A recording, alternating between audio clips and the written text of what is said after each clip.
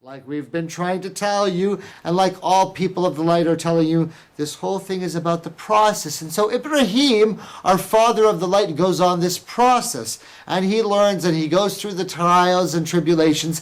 And he goes through the test with his father, of course, and destroys all the statues and vehemently opposes paganism and declares his open status as a pillar of the light and a messenger of truth.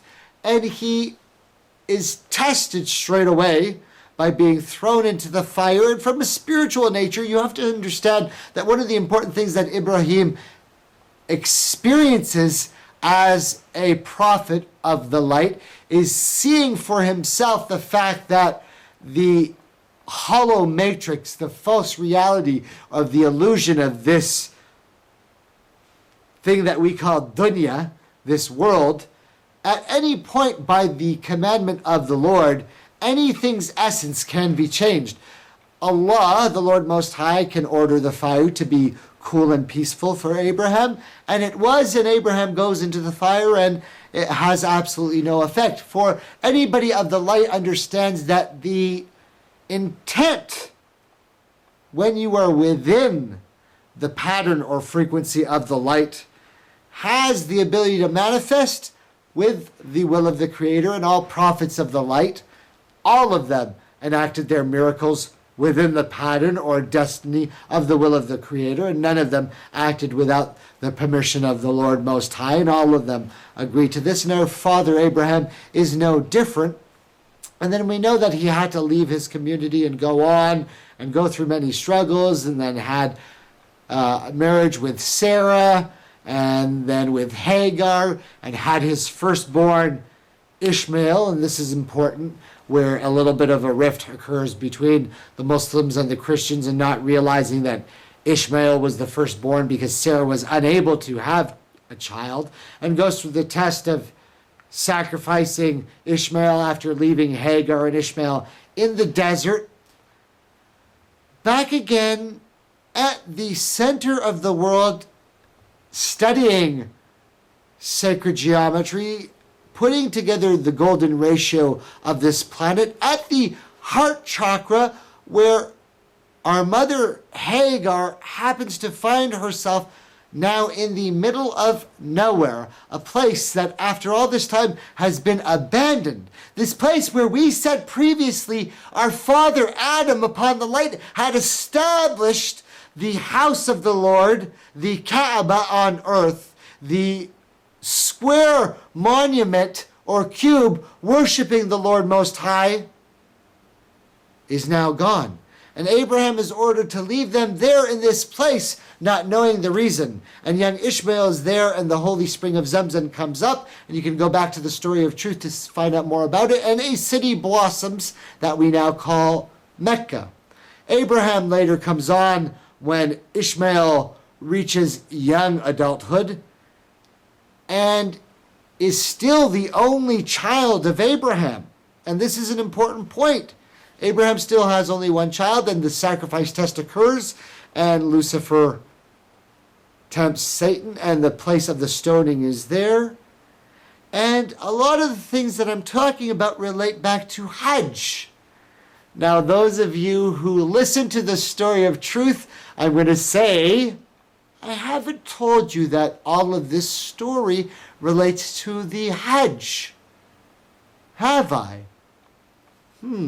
Many people who listen to the series called The Stories of the Prophet thought I mentioned the Hajj a little bit too much. Did I? Well, Abraham builds the house again, is ordered to reestablish once and for all the house of the Lord on the earth as the place of worship of the light.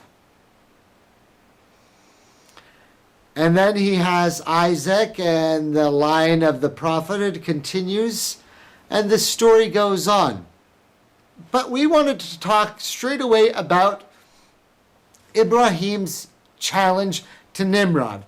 That my God is the one who gives life and takes life, and Nimrod says, I can give life and take life, right? The daft, foolish ruler thinks he has the ability to to control the life because he has slaves and people in his kingdom. And then Ibrahim makes the challenge, my God is the Lord who makes the sun rise in the east and sets in the west. Can you make it rise from the west? Now we said that if we are to understand this concept properly of 2012, we have to put everything in context. We said Ibrahim knows the cycle of planets and the pattern of things, and he knows as a divinely inspired light being that the time will come when this change will occur. And so when he makes it that challenge, just as much as when he asks the questions about the stars and the moon and the sun, when he makes that challenge, it is because it is his destiny as our Father to openly declare that challenge on the earth so that it is set as an open declaration for all time. And it is because of this that the Christians and the Jews and the Muslims all have this story ingrained into their system. Now, for many Muslims, they were having a very hard time talking about 2012. And like I said, we want to stay away from this concept of fear and destruction because we want to talk about things in a larger context. One of the things that I do is tell you the story in a large context so that people, when they understand the story, don't fall into the same traps that many people fell into before. And as you're trying to understand that this is about a deeper spirituality, a searching for yourself, an awakening of your soul, a realization that there is a plan and a destiny of all of this, and that there is more going on. Hey, when is the end going to be? When is the hour?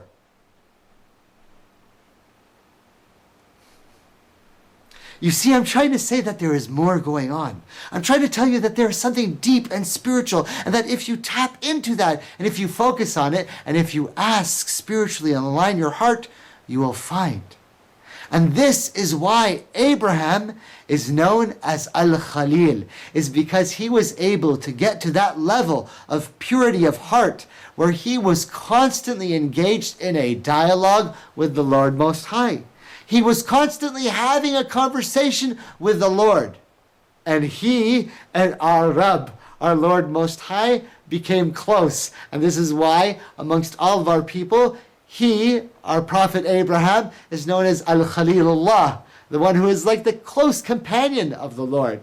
No disrespect to the Creator, but as an honor and status to our father Abraham, that he is so close to the Lord that the Lord considers him his companion, the one who is his buddy, for lack of a better word in the English language. Excuse me as I get a little excited there. And so Ibrahim has this highly, purely God-conscious state that makes him at a status that no one has achieved that we know of. Al-Khalilullah. Beautiful status. But Abraham makes the challenge that the sun will rise in the west.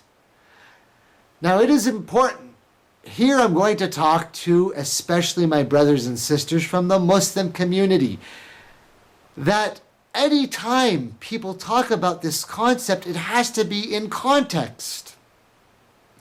That when the Prophet ﷺ was talking to people about this idea and telling them about the ideas of understanding and spirituality, some foolish person in the crowd screamed out, "When is the hour?" like I just tried to show you. And he ignored him. And as he continued talking about the larger concept of opening yourself and awakening your soul and realizing the truth, after I finish saying that, then I say, listen, it is not about when is the hour. It is about what have you prepared for it.